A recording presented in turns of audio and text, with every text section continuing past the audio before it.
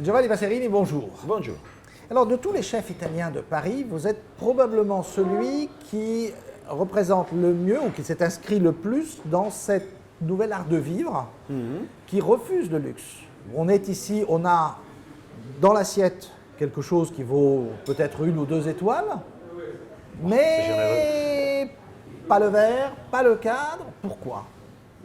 Je pense que c'est aussi une question de... je suis un des premiers qui s'est lancé, qui a ouvert un restaurant déjà en 2010.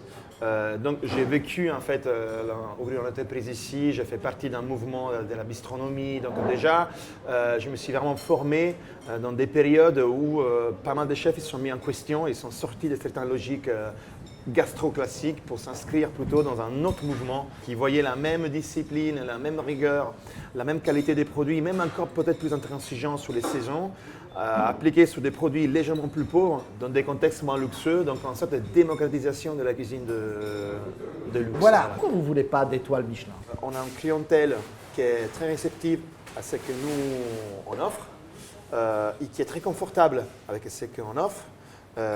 Alors que effectivement la Michelin, il est vraiment une étoile Michelin, c'est vraiment un code qui exprime un restaurant qui a un certain luxe, un certain confort, et donc on ne voudrait pas entre guillemets décevoir les expectatives des lecteurs du Michelin. J'ai dit que vous êtes un chef italien, mais ce n'est pas vrai en fait. Vous êtes un chef romain. Bah oui, et vous dites vouloir faire une cuisine pauvre et régionale. Voilà, c'est vrai que Rome aussi, c'est un peu comme Paris, imaginez dans le passé, c'était un point d'attraction. La cuisine italienne ici à Paris a été dévastée pendant des années. Il y avait quelques peu héros qui s'accrochaient un peu, qui résistaient, mais c'était vraiment très très peu. Et donc du coup, malgré leur ouverture mentale et leur palais et leur culture autour de la nourriture, les Français, ils ne sont pas en vraie connaissance de la cuisine italienne et surtout, ils s'attendent à une cuisine nationale. Alors que moi, je l'explique tout le temps que la cuisine italienne, ça n'existe pas. C'est plusieurs cuisines régionales. C'est la force de notre identité culinaire. Parce qu'en fait, par exemple, en France, c'est presque, je ne dirais pas complètement perdu.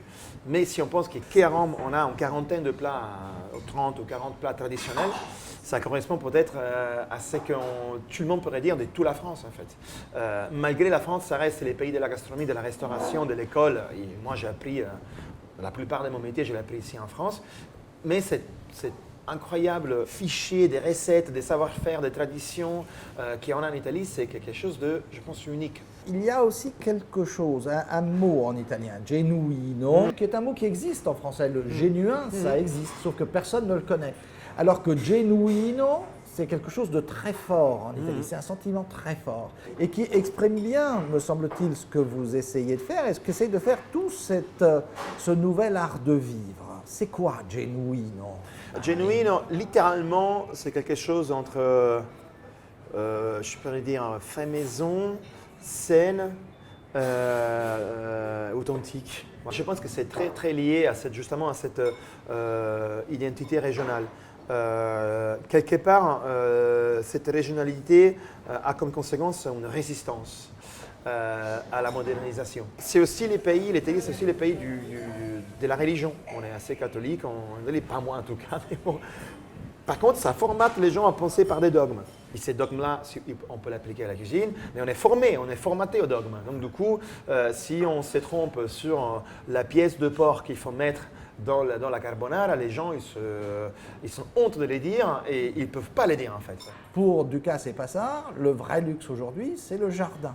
Mais vous, ce que vous me dites, c'est un jardin, bien sûr, mais c'est le jardin. C'est la transmission. De l'ancien jardin qu'on trouve encore dans l'Italie du Sud. Pour moi, si je résumais dans une parole, c'est la transmission. Oui. La transmission de les luxes, c'est que la fille de ma fille puisse avoir dans sa bouche le même goût de tortellini que moi, j'ai mangé quand j'étais petit à Noël. Voilà. Vu que ça se passe pour les jardins. En fait, chacun il fait les siens. Monsieur Passard, qui effectivement a cette relation avec la terre, et puis cette nature qui est encore en pleine forme, s'il y a cette luxe de la transmission, du savoir-faire, de la transformation de cette nature, en fait, c'est la conséquence de ce qu'a dit Monsieur Passard. En fait. C'est la conséquence, c'est la transmission. Parce que si on n'a pas de savoir-faire, les luxes de la nature, on risque de le perdre en fait. Merci Giovanni. De rien, merci à vous.